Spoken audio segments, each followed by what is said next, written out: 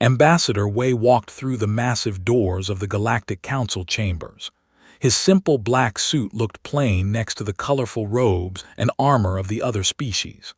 The human section was far from the center stage, pushed to the back where the less important members sat. Did not mind. He had learned long ago that being ignored could be useful. Around him, the greatest powers in the galaxy discussed matters of war and trade. The Empire spoke loudly about their plasma weapons that could melt through any armor. The crystal beings called the showed off their mind powers by moving objects without touching them. The gas-like phased in and out of solid form to prove their abilities. All eyes turned to the center of the room where the War Prime of the stood. His red skin gleamed under the lights, and his 4 arms gestured as he spoke. "The Devourer machines grow stronger each day," he announced. "Our scouts report they have consumed 3 more worlds in the Outer Rim. We must act quickly." Murmurs filled the chamber. The Devourers were ancient machines that had appeared from dark space 50 years ago. They ate entire planets, turning rock and metal into more of themselves. Every species feared them, but no one knew how to stop them. "What do our allies suggest?" asked the speaker, a tall blue creature with tentacles instead of arms. The representative stepped forward. Her crystal body caught the light and threw rainbows across the walls. "Our mind shapers have tried to reach the machine consciousness. It is like touching ice that burns. They feel nothing but hunger." A floated closer, its gas formed shifting colors. "We have sent scouts through their hulls. The technology is beyond our understanding. These machines adapt to every weapon we use against them." Watched and listened. He made notes on his paper tablet, the only human in the room still using such old technology. The other species had given up paper long ago in favor of floating screens and mental interfaces. "And what of the members?" The War Prime's voice dripped with mockery as he looked toward the human section. "Perhaps Earth has wisdom to share." Several species made sounds that knew were laughter. Humans had only joined the galactic community 300 years ago. Their technology seemed centuries behind everyone else. They used chemical rockets when others had gravity drives. They fired metal bullets when others used energy beams. Most embarrassing of all, humans died easily from radiation that other species barely noticed. Stood slowly. "We offer whatever help we can provide," he said in his calm voice. "Our industrial worlds can make basic supplies. Our ships can carry messages between your fleets." The War Prime's laugh was harsh. "Your ships are so slow, the war will be over before they cross a single system. And your weapons," he shook his massive head, "throwing metal at machines that eat planets, you would be better served by running away." "We will stay and help," replied. "It is what we do." This brought more laughter from around the chamber. They had 40 star systems under their control. They could shatter moons with their thoughts. They could become invisible at will. What could humans do that mattered? The meeting continued for hours. War plans were made and discarded. Supply lines were drawn and redrawn. Through it all, sat quietly and took notes. When the session ended, he walked alone back to the human embassy. The building was smaller than the others, made of simple materials that looked poor next to the crystal spires and metal towers around it, but smiled as he entered. The building was more than it appeared, just like everything else about humanity's presence in the galaxy. In his private office, activated a communication device that looked like an old radio. "This is Ambassador reporting," he said. "The Council has refused our request for refugee assistance. The Devourers are moving faster than expected. The estimate 6 months before they reach the Middle Rim." The voice that answered came through clearly despite the distance to Earth. "Understood, Ambassador. Are you maintaining cover?" "Yes, they still see us as harmless. The War Prime suggested we focus on farming and basic manufacturing." "Perfect. Continue the performance. How are their defenses?" Looked at his notes. For 300 years, humans had been gathering information about every species in the galaxy. They knew the plasma cannons were powerful but slow to recharge. They knew the mind powers required crystal focus points that could be disrupted. They knew they had to become solid to interact with objects, making them vulnerable for brief moments. All weaknesses confirmed, reported. Their pride remains their greatest flaw. They cannot imagine that a species using chemical rockets might have hidden capabilities. Excellent, Phase 2 preparations are complete. We have operatives in position throughout the galaxy. Industrial worlds are ready for transition. The fleet awaits final orders. Nodded, though no one could see him, and the real purpose of this mission. Unchanged since first contact. Observe, learn, prepare, protect. The voice paused. The galaxy sees us as farmers and factory workers. They have no idea that humans have been building the greatest defense force in galactic history. Outside his window, could see alien ships moving through the space lanes, proud vessels of species that thought themselves superior to humanity. They had no idea that human eyes were watching from hidden bases throughout the galaxy. They did not know that human engineers had studied their technology and improved upon it. They could not imagine that the quiet species from a small blue planet had spent centuries preparing for exactly this moment. The Devourers were coming. The galaxy was afraid, and humanity was ready to show its true face for the first time in 300 years. The first warning came from the edge of space. A crystal monitoring station went silent in the middle of its regular report. Then another. Within hours, an entire star system had stopped responding to communication attempts. Captain H commanded the fastest scout ship in the sector. Her crystalline body reflected light from the control panels as she pushed her vessel toward the silent system. What she found there would haunt the galaxy for generations to come. Where the beautiful crystal cities of Seven had once floated in space, only debris remained. But this was not the wreckage of battle.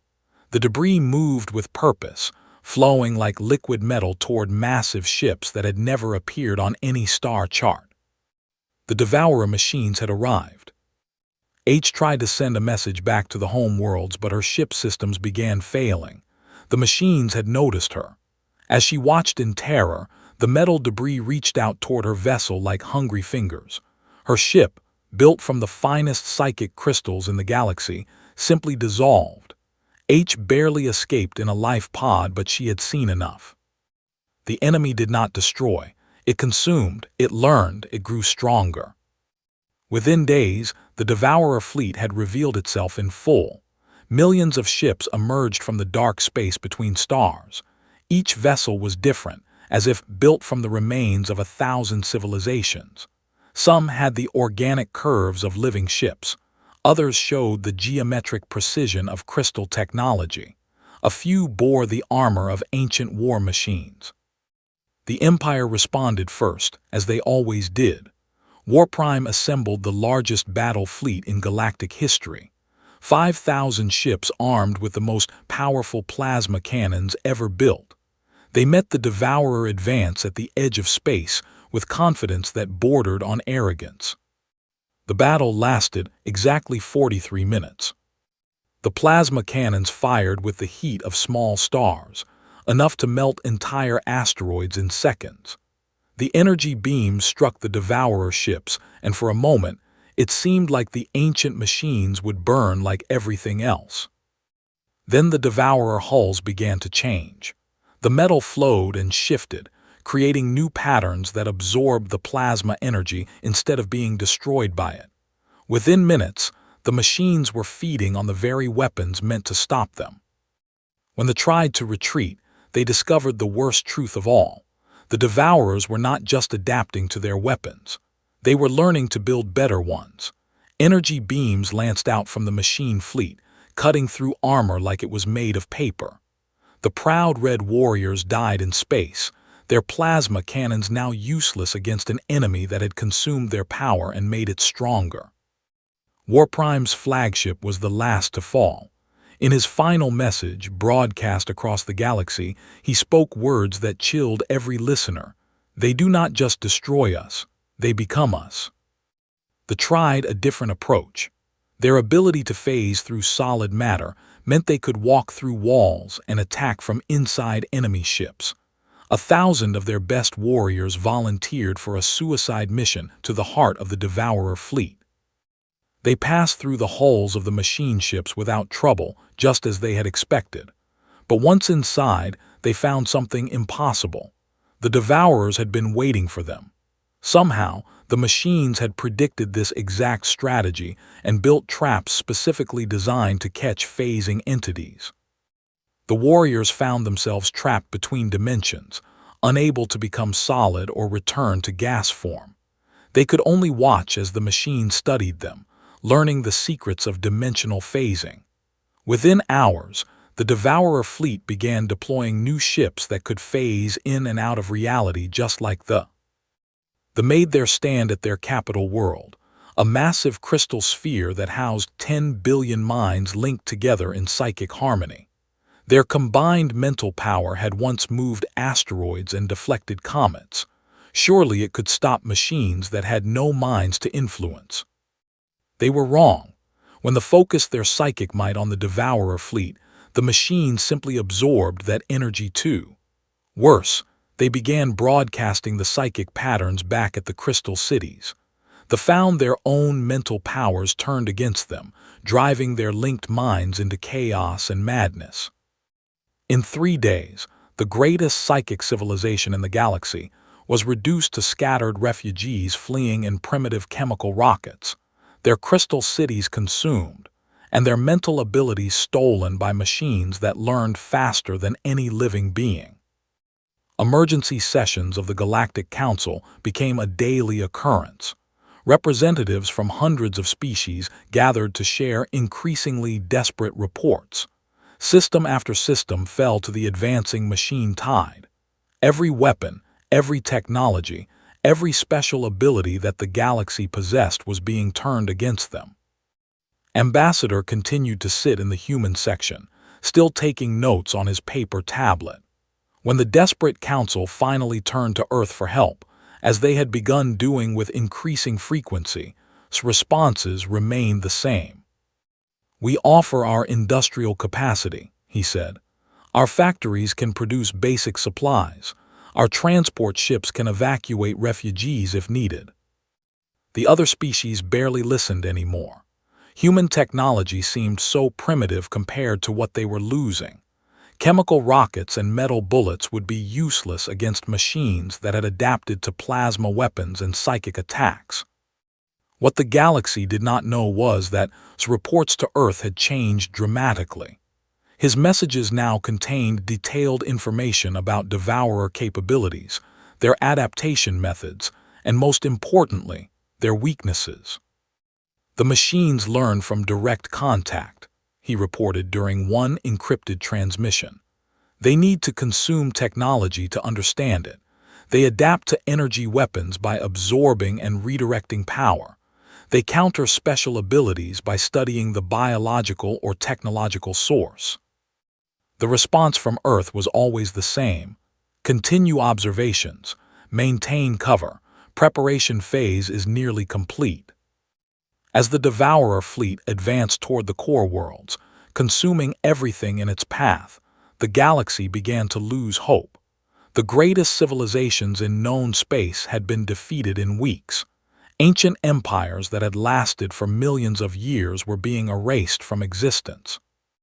Only humanity remained untouched, sitting in their distant corner of the galaxy with their slow ships and primitive weapons. The machines had not even bothered to attack Earth's colonies.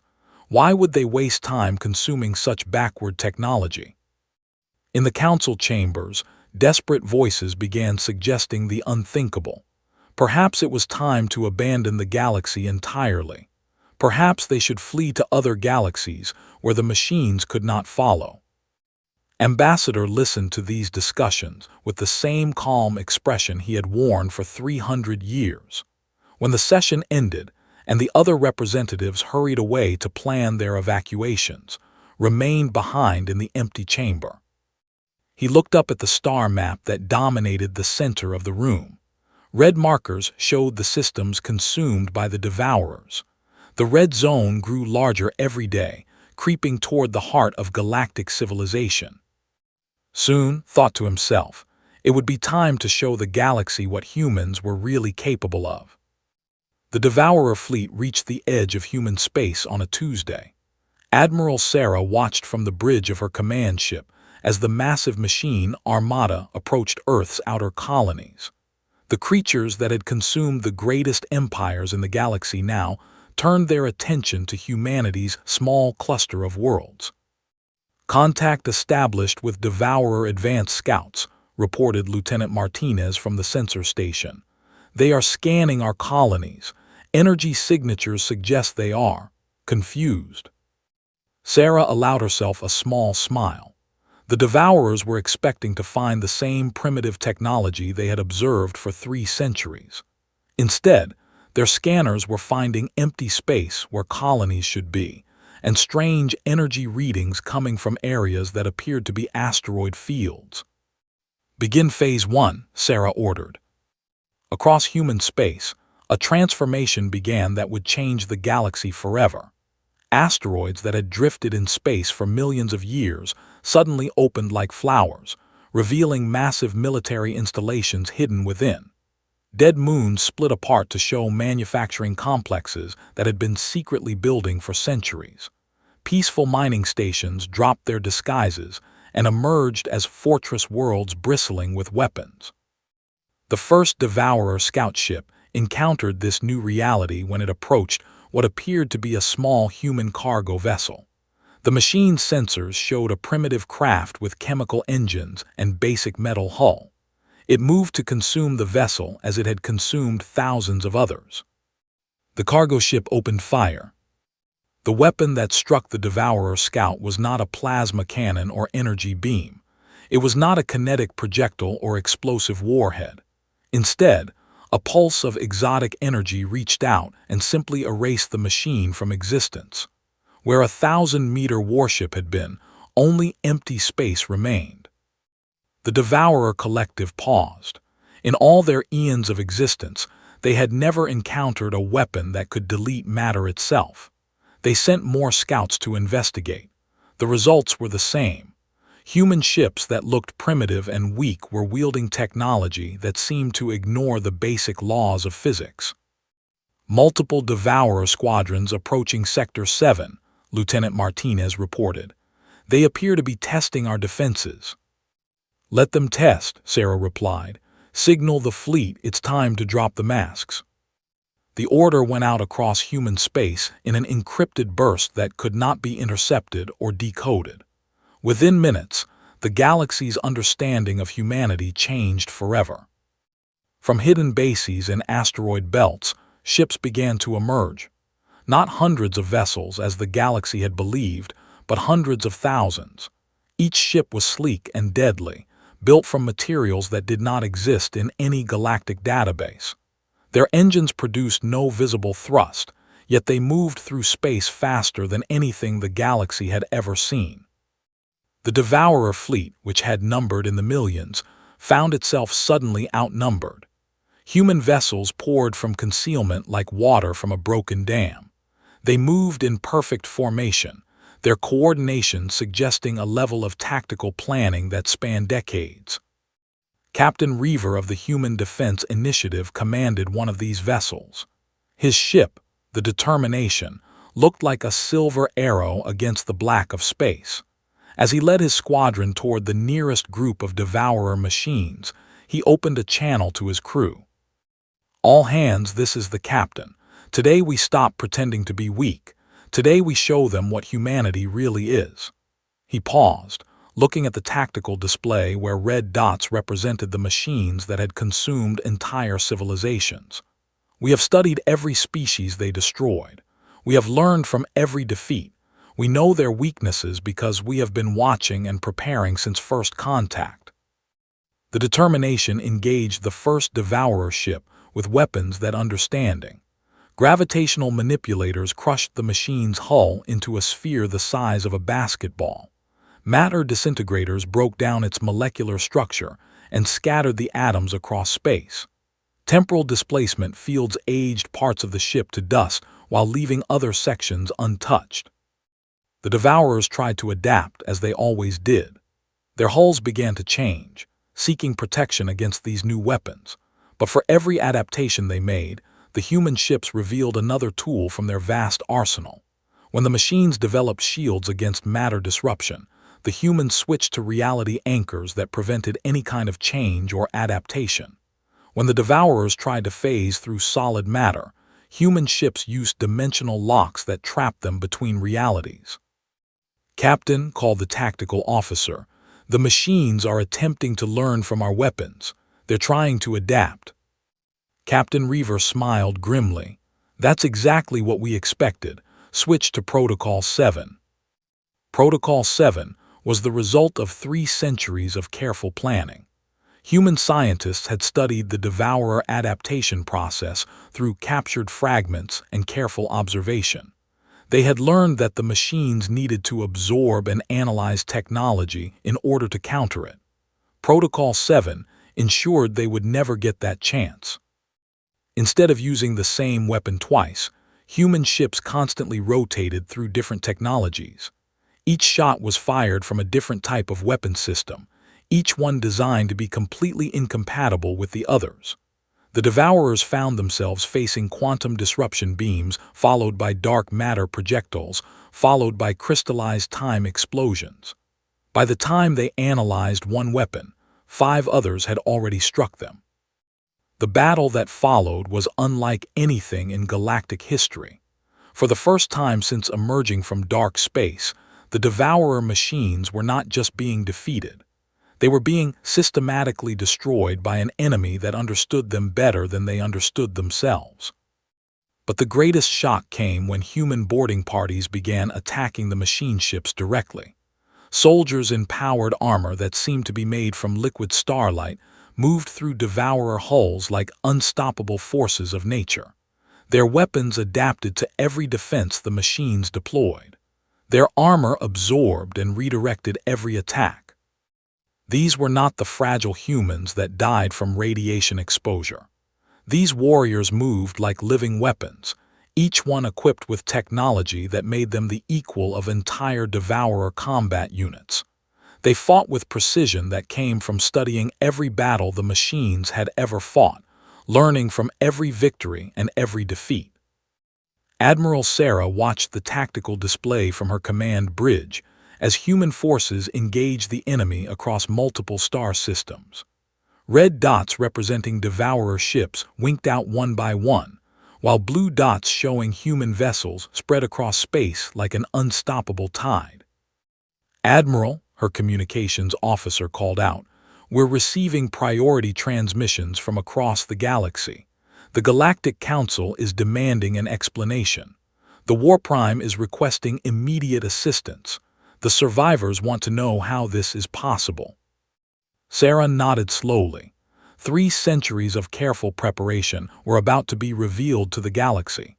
The quiet species that everyone had dismissed was showing its true face for the first time.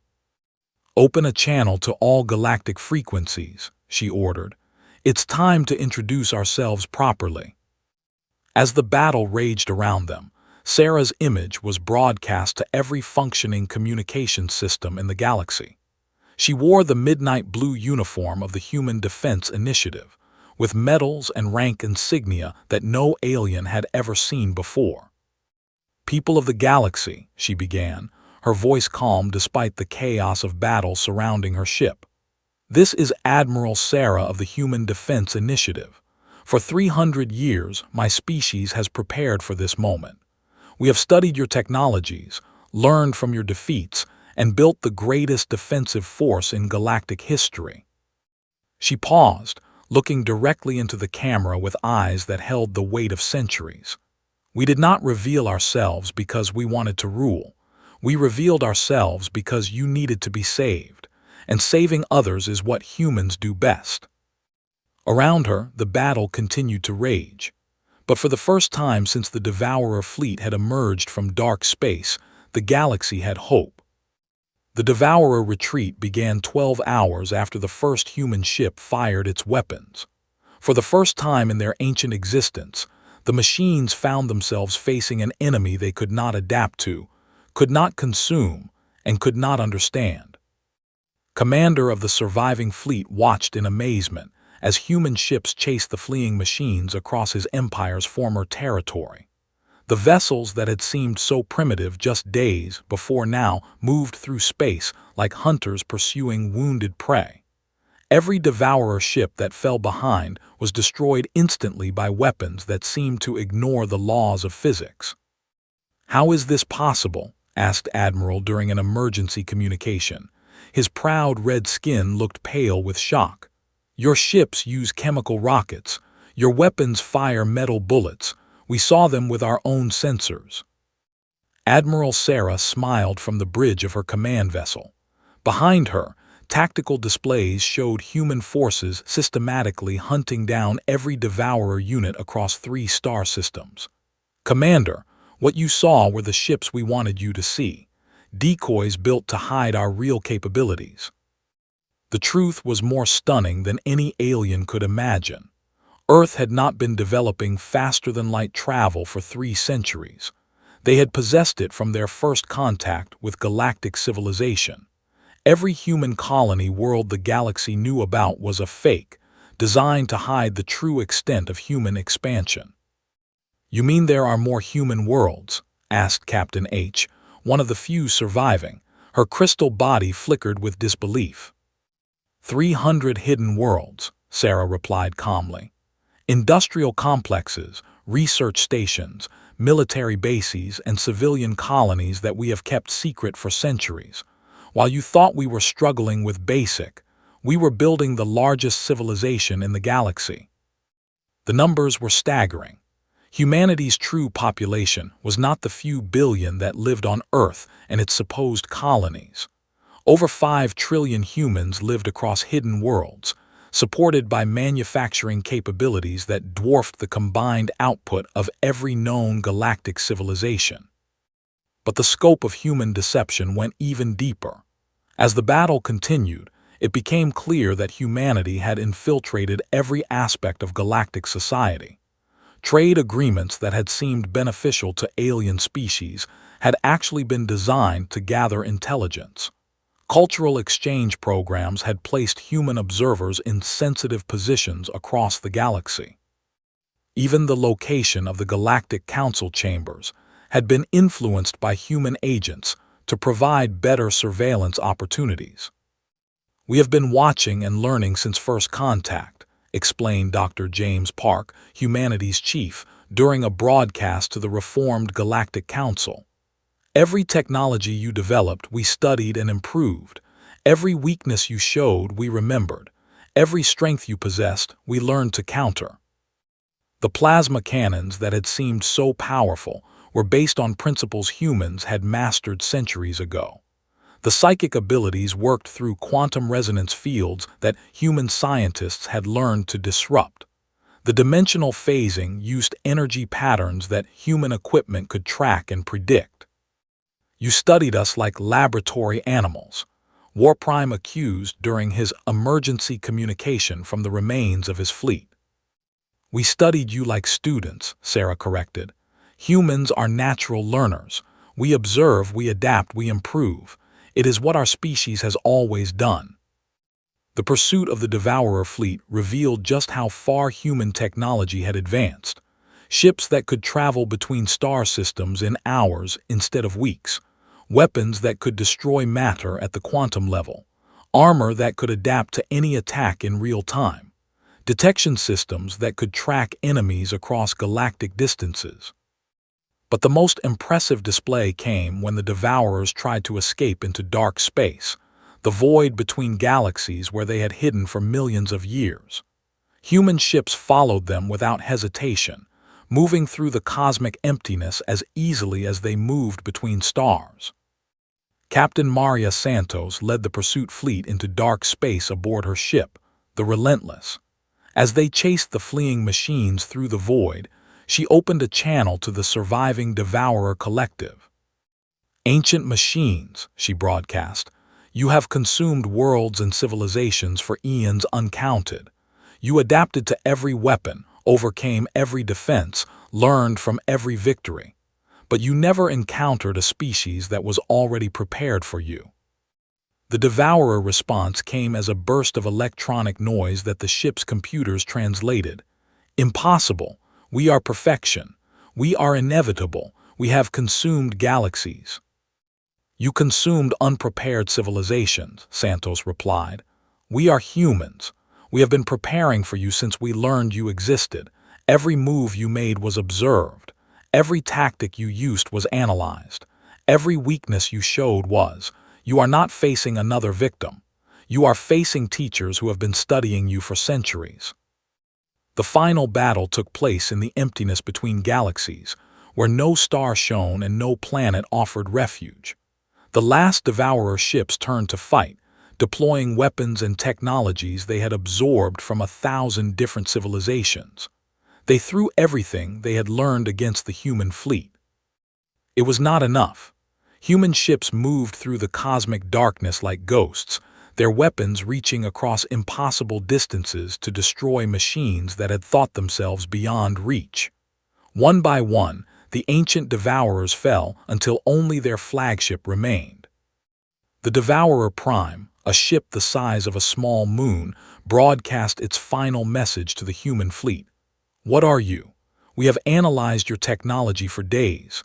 Nothing in our databases matches your capabilities. You are not like the others we have consumed. Captain Santos considered the question carefully before responding. Around her ship, the human fleet waited in perfect formation, their weapons trained on the last remnant of an ancient threat. We are what every species in the galaxy could have been, she said finally. We are what you would have faced if they had worked together instead of competing. We are what happens when a species decides that protecting others is more important than personal glory. The Devourer Prime tried to flee, its massive engines creating distortions in space itself. But human ships were faster, their weapons more precise. The ancient machine that had consumed planets and ended civilizations was destroyed in a burst of light that briefly distant galaxies. As the debris scattered across the cosmic void, Captain Santos opened a channel to Admiral back in galactic space. All Devourer units confirmed destroyed, Admiral. The threat has been eliminated completely. Understood, Captain. Bring the fleet home. The galaxy is safe. But even as the human fleet began its journey back to civilization, new orders were already being prepared. The galaxy had seen humanity's strength, but they had not yet seen humanity's mercy. The real work was about to begin. Across the galaxy, human engineering teams were already deploying to worlds that had been consumed by the Devourers. Reconstruction efforts that would have taken other species decades were beginning immediately. Ships loaded with humanitarian supplies were moving toward refugee camps that had been overwhelmed by the crisis. The species that had dismissed humanity as primitive farmers were about to learn what humans truly excelled at, taking care of others, even those who had shown them no respect.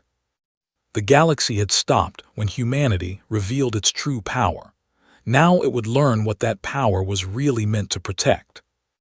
6 months after the last Devourer ship fell, War Prime found himself standing in the ruins of his empire's capital world. The crystal spires that had once reached toward the sky were broken stumps. The great plasma forges that had made weapons lay cold and silent. His proud people lived in temporary shelters, dependent on food shipments from other worlds. What surprised him was who was providing those shipments. War Prime, said Engineer as she supervised the unloading of another human cargo vessel. Her simple blue work uniform was dirty with construction dust, but she smiled as she approached the leader. The new housing units should be ready by next week. My team has been working around the clock. His 4 arms hung at his sides in confusion. Why? He asked. My people mocked yours for centuries. I personally insulted your ambassador dozens of times. We offered you no aid when you asked. Why do you help us now? Paused in her work, considering the question carefully. Around them, human workers moved alongside survivors, rebuilding homes and infrastructure with quiet efficiency. "Because you need help," she said simply. "That's what humans do. We help." It was the same scene across the galaxy. On the crystal worlds of the human engineers were learning to grow new crystal cities that were even more beautiful than the originals. The psychic resonance chambers were being rebuilt with improved shielding that would protect against future mental attacks. Captain H watched as human workers carefully placed new crystal formations in the heart of her. Each crystal had to be positioned exactly right to maintain the psychic harmony her people needed to survive. One mistake could destroy the mental link that held society together. "Your people take such care with our technology," she observed to Dr. Susan Martinez, the human scientist overseeing the reconstruction. "You understand our crystals better than some of our own engineers." Dr. Martinez smiled as she checked the resonance readings. "We've been studying crystal technology for 3 centuries, not to steal it or use it against you, but to understand it. Knowledge shared is knowledge doubled." "But why share your knowledge with us?" H asked. "You could demand payment. You could require us to serve you in return for this aid." "What would we do with servants?" Dr. Martinez replied, adjusting another crystal formation. "We'd rather have friends, partners, people who choose to work with us because they want to, not because they have to." They received similar treatment. Their gas-formed cities in the upper atmospheres of gas giant worlds had been consumed by the devourers, forcing the survivors to live in uncomfortable solid-form habitats. Human atmospheric engineers worked tirelessly to restore the delicate gas compositions that allowed civilization to flourish.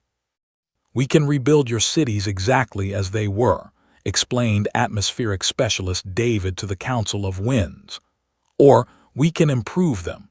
Our atmospheric processors can create stable gas formations that will be more resistant to future attacks." The eldest of a being whose gas form shimmered with ancient wisdom, floated closer to examine the human proposals. "You offer improvements to our technology freely, without demanding anything in return." "Knowledge belongs to everyone," David replied. "We learned from your atmospheric engineering. Now we share what we've discovered. That's how progress happens." The transformation was not limited to reconstruction. Human medical teams deployed across the galaxy, treating radiation poisoning that other species had thought incurable. Human agricultural specialists helped planets restore their ecosystems after devourer consumption. Human teachers shared defensive technologies that would help protect against future threats. But perhaps the most significant change was in the Galactic Council itself. The Great Assembly Hall was being rebuilt, and this time the human section was not hidden in the back corner. Ambassador now sat at the center table, his simple black suit replaced by the formal diplomatic robes of humanity's first galactic chancellor. "The old system failed," explained to the assembled representatives. "Each species competed against the others, hoarding technology and information. When the devourers came, you fought them separately and fell separately. We propose something different." The new galactic government was based on cooperation rather than competition. Technologies were shared freely between member species. Military forces were integrated to provide mutual defense. Most importantly, decisions were made by consensus rather than by the strength of individual empires. "You could rule us all," Warprime pointed out during one of the early sessions. "Your military strength is beyond question. Your technology is centuries ahead of ours. Why do you choose this cooperative path?" Smiled the same calm smile he had worn for centuries of patient observation. "Because ruling through force creates enemies. Working together creates friends. And humans would rather have a galaxy full of friends than a galaxy full of subjects." The proof of humanity's intentions came in how they treated their former critics. The Warprime who had mocked human weakness was given command of a new integrated fleet that included both human and vessels. The who had dismissed human technology were invited to work alongside human scientists to develop new innovations. The atmospheric engineers who had ignored human industrial capacity found themselves partners in projects that spanned multiple star systems. "You are not what we expected," admitted Speaker of the Council during a private conversation with. The tall blue being's tentacles moved in patterns that expressed deep confusion. When species reveal hidden strength, they typically use it to dominate others. You use yours to protect others. "Strength used to harm others is not really strength," replied. "It's just violence. True strength is using your power to help others become stronger." The galaxy learned this lesson in countless small ways over the following years. Human schools began accepting students from every species, teaching not just human technology, but the collaborative methods that had made human civilization so successful. Human hospitals treated patients regardless of their species or their past hostility toward humanity. Human engineers helped develop new technologies that combined the best features of all galactic civilizations. Most significantly, humanity began sharing the secret of their success: patience and preparation. For centuries, humans had watched and learned because they understood that knowledge was more valuable than immediate gratification. They had prepared for threats that might never come because they believed in protecting others even at personal cost. "We are teachers now," explained Admiral Sarah during a broadcast to the reformed galaxy. She stood on the bridge of a new ship, one built with technologies contributed by every major species. Plasma systems, crystal computers, atmospheric controls, and human integration protocols all working together in perfect harmony. "For 300 years, we observed your civilizations and learned from your strengths. Now we want to share what we have learned, not as conquerors but as partners, not as rulers but as friends." The galaxy that emerged from the Devourer crisis was fundamentally different from the one that had faced it. Competition had given way to cooperation. Secrecy had been replaced by open sharing of knowledge. Most importantly, the various species had learned to see beyond their own immediate needs and work for the greater good of all. Years later, Ambassador stood in the same Galactic Council chambers where he had once been dismissed and ignored.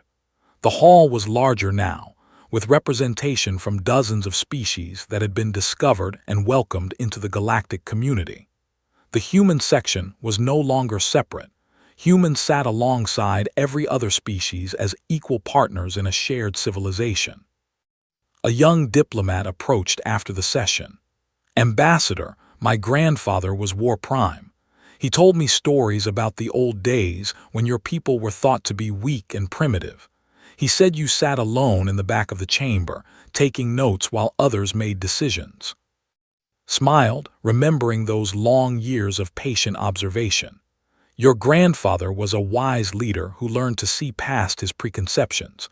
What do you think of humans now?" The young considered the question carefully. "I think you are exactly what you always claimed to be. You help others. You protect those who cannot protect themselves. You teach anyone willing to learn." She paused, her red skin darkening with something like embarrassment. "I think we were wrong about what strength really means." As walked home through the cosmopolitan streets of the new galactic capital, he reflected on humanity's journey. They had revealed their true power when the galaxy needed it most. But their greatest victory had not been defeating the Devourers. It had been showing the galaxy that strength was not about domination, but about service. The galaxy had stopped when humanity revealed its true power, but it had been transformed when humanity revealed its true purpose: to protect, to teach, and to help others become the best versions of themselves. In the end, that was what humans did best of all.